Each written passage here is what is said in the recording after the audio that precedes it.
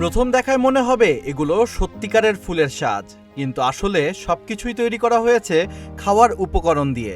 ফুলের মতো দেখতে এই সাজের ভেতরে রয়েছে বিশেষ ধরনের পিঠা। পিঠার ফুলদানির মতো অংশে দেওয়া হয়েছে মুগ ডাল ও লবণ দেওয়া ডিমের কুসুমের পুর। আর ফুলগুলো তৈরি হয়েছে ভিয়েতনামের ঐতিহ্যবাহী তোহে চালের মণ্ড দিয়ে।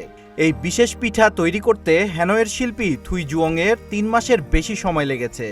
পিঠা বানানোর সময় যাতে ফুলদানির অংশ ফেটে না যায় বা আকৃতি নষ্ট না হয়, সেজন্য বারবার পরীক্ষা করতে হয়েছে। ফুলের প্রতিটি পাপড়ি হাতে কেটে শুকিয়ে তারপর একে একে জোড়া লাগানো হয়েছে। থুই জুয়ং ঐতিহ্যবাহী তোহে দিয়ে তৈরি পুতুলের শিল্পকে চাঁদের পিঠার সঙ্গে মিলিয়ে এই নতুন ধরনের ফুলের সাজ তৈরি করেছেন।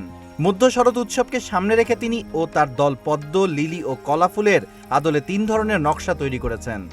তবে এসব পিঠা বিক্রির জন্য নয়, প্রদর্শনের জন্যও তৈরি করা হয়েছে। ভিয়েতনামে চন্দ্রপঞ্জিকার 8ম মাসের 15তম দিনে মধ্য শরৎ উৎসব পালিত হয়। এই উৎসবের অন্যতম ঐতিহ্যবাহী খাবার হলো চাঁদের পিঠা।